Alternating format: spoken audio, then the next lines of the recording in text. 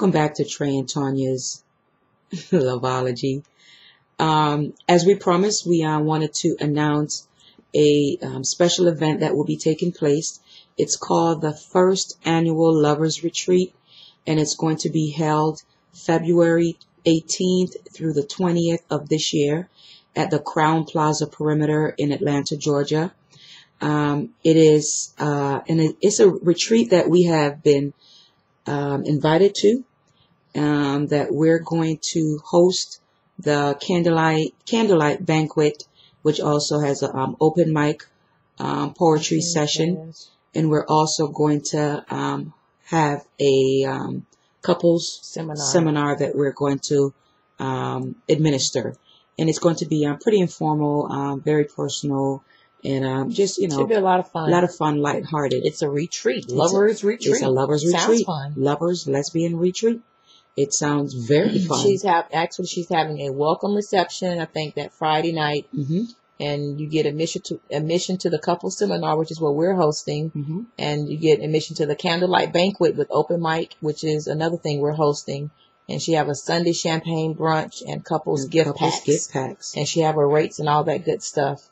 If you go to our website, you can go to www.leadingladiessociety.com. And leading, and I will say that because Trey has an accent. Leadingladiessociety.com. Okay, and we'll baby, what did I say? Leading. You left it. I didn't hear the G sound. Leadingladiessociety.com. And it will be on our Trey&TonyaLoveology website on Facebook. All the details you can find on this website. You can register. We're not just promoting it because we're going to be there. Yeah. We actually would have gone had we not been invited. It sounds like it's going to be a fantastic event. So definitely go ahead and show your support. Again, we will post the website on our Trey&Tonya's Loveology. And we look forward. Those that haven't met us in person can come on out. Yes, there's some of you who asked if we would have a meet and greet. You can come out and we'll be there live in person, being ourselves. Yep, that we will. And we'll be on a mic. Oh, my goodness. Jesus help us. And I will have a scarf on. No, he will not.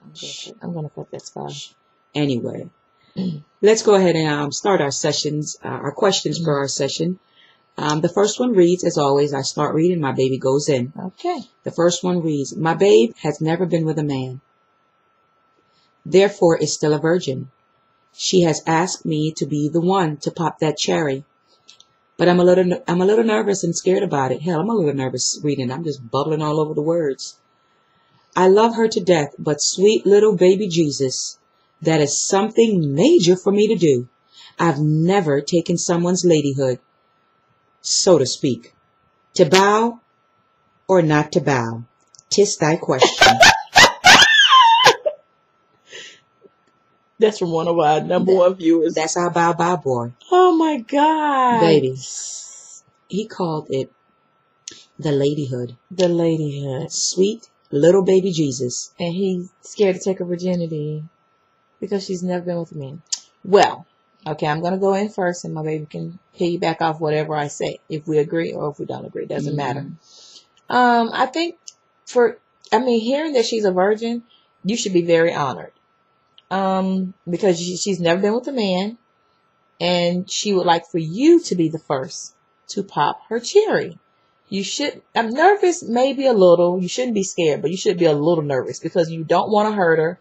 And I guess you have to be extremely gentle and cautious with how you go about, popping her cherry. In that lady. But I just think that you should be really honored because she's giving you the opportunity to do it and no one else has. Right. So just imagine you being the first and hopefully her last. You shouldn't be scared, but you should. The little nervous part I can understand because you don't want to hurt her, but just find ways to loosen her up and soothe her and relax her. And if she drink, give her something that'll make her nice and chill, mellow her out, and go in. Just take your time and be a gentleman about it. She's still a virgin, so right now all they're doing is the lickety-splitty. Here you go with these words. I'm just saying, babe. So they're just, maybe a little phalanges action. Yes. Okay. Feel honored, Bow Bow. For real. Feel honored. She want to give you the goods, but take it like a gentleman. Yeah. You know, Don't hurt her. Yeah. Don't. I'm not saying you're gonna hurt her, brother, but just remember, it's gonna be a very close, tight space, and as you maneuver in there, you have to remember that you're treading through thin walls, tight, thin walls. Hopefully, they have some moisture. If not, fill it with some lube, and take your time, but make it very, very special. Yes. Make it special. It has to be something different that you have not. That's different. You haven't done it. So I guess make sure the setting is right. Mm-hmm. So you're not just laying down and like, here it goes. We're going to do it. We're going to do this. Yeah. No, make sure the setting is right and make sure she's really relaxed and comfortable. That's Maybe most have important. a nice little candlelight because her dinner. comfort leads you to more greatness of experiencing more with her. Yeah. But if you make her uptight and scared and it's painful, too painful, she may not let you do it again. So make sure she's most comfortable in a very good setting, nice smooth music, wine, whatever it takes to relax Take her. a bubble bath or something. Do it all. But Take go a in. bubble bath or something. But like my baby said, make sure she's relaxed. And key, if she says that it hurts, Stop. She might let you back in. It may not be that night. You're right. But stop. Okay? And even if she doesn't say anything, just check in with her. Please check in with her because she's trying to give you something, a very special part of her. Mm-hmm. And she obviously wants you to be that person. So she might try to take a little bit more than she can handle. So you be that gentleman and check in with her. Okay? But kudos, go for it. Oh, wow. Pop in the ladyhood. I'm excited for you, and I'm not even popping the ladyhood. But anyway, good luck with it. Pop that cherry. I'm just Next kidding. question. Be nice. 'Cause Okay. what if she's listening to this? It's all in fun. Hey, it's all in fun. Okay, the next question. And this is coming from a feedback that we had received earlier. Oh, baby. Sorry. You tired? And my arm is starting to ache a little bit. Go ahead. No. Should I force interaction and the relationship between my partner at the time and my grown children? Even though one who lived away in school and the other stay at home most of the time, but decided to stay away while she was here. Thank you for considering this question and answering it. I look forward to your response. An answer in either place is quite okay. Thank you, Anonymous. Okay. So this was from one of our viewers who sent in a comment in regards to interaction and relationship with her partner and her grown children. So she's pretty much asking, should she force the interaction? No. I would say no. You don't ever want to force something. And the reason for that is because then it's not real. It's not genuine. And do you really want a family that's built or have a facade of fakeness? You don't want that. You want any kind of interaction to be real. You cannot predict or foresee how long it will take, but it has to be real from your partner as well as your grown children as you describe them as. That's nothing that you should force, or nothing your partner should force, nothing you should ask your children to force. That is something that's going to come over time. If it's going to come, you cannot control that, and you shouldn't try to control that. What do you think, babe? Excuse me. I don't think any relationship, whether it's your children or family, friends, should be forced. If no one approves of who you're with, that's their choice. That's their opinion. And actually, that's their business. Whether that being your child, your best friend, your mother and father, whomever you're close to, and you always look up to, wanting to make them happy or keep a smile on their face. And all of a sudden, when you're with this particular person, they're no longer happy for you, or they're no longer happy that you chose that person. Unfortunately, this person who you're with is who makes you most happy. Right. And I feel that anybody, whether it's your family or friends, should always be supportive and be happy for you. Now, if it gets to the point where they just don't like the person you're with, don't force it. Let them continue on their path as you would do yours. Right.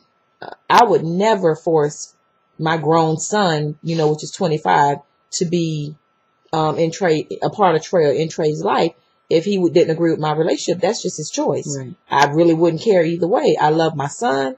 I love my partner. But at the end of the day, it's about my happiness. Right. So forcing anything on anybody is a no-no. If your children don't approve or don't accept, that's their choice. It's going to come a time where you may not approve or accept something that they're doing, and that's your choice, but you have to respect their decisions. Right. And that's part of us. That's part of all of us in life. We have to respect each other's space and decisions on who we decide to be with, and stop trying to pick people who we think should be with that person, whether somebody, an ex in the past, or somebody, a close friend that they wanted you to be with and you didn't want to date them or whatever. It's just a bunch of nonsense. Right. But it comes about your happiness, so don't force it. No. I agree, baby. That's nothing you should do. No. It's unfortunate that we still deal with situations like this, but that's reality. That's really reality, and it's one of those situations where you're damn if you do, damn if you don't, because I'm sure you love your partner and you love your children, and you want everyone to be able to intermingle and, be amongst each other in a happy environment. But we live in a society where that's just not the case all the time. This is our reality, where we do have struggles in blending families. And the fact that your children are grown makes it even more difficult, because they have become their own person, and they are getting set in their own ways, where your beliefs and your way of life is probably not something that they agree with. And again, like my baby say, that's not a decision they need to make for you. You still are the parent. And at the end of the day, it's about your happiness, and you have to lay down to be happy with the decisions that you made for yourself and your life. Exactly. Not making decisions based around your children and what they think, what they feel, how they would react. I don't care how my children will react, because at the end of the day, I'm living my life for me, and they're going to have to live their life for themselves and not pick and choose who they want their mother to be with. Right. Sorry. That's true. Oh. Man. That's how I feel about that. No force on interaction and relationships. Either it happens naturally or it don't happen at all. But don't force it. But just always remain consistent with your love for your partner. That just made me think of something. What's that, baby? Actually, that just made me think of someone that told Trey that they didn't like who he was with, who he chose as a... How did it go? Man, I don't agree with who you dating. Yeah. Hello? And do I give a shit? Yeah. No. Come on, people. Sorry. I don't. Because at the end of the day, she's the one who makes me happy. And if anyone else who claims to be a part of my life tries to give me advice such as that, it's negative. You don't want to hear it. I don't want to hear that. You can have your views on my baby or whatever, but as a friend and as a person who supposedly care about me, you need to have a positive effect, not a negative. So, when you have, negativity in your space, you need to erase that, rectify the situation. Right. Because if you don't rectify it, it's going to wreck you. You know what I'm saying? Get worse on your relationship. Exactly. You don't want that. Yeah. But we're going to stop there because I'm getting hot and I might have to get out of this. So we're going to take a quick break and come back as we lead into our next question for our episode 8 of Trey and Tonya's Loveology.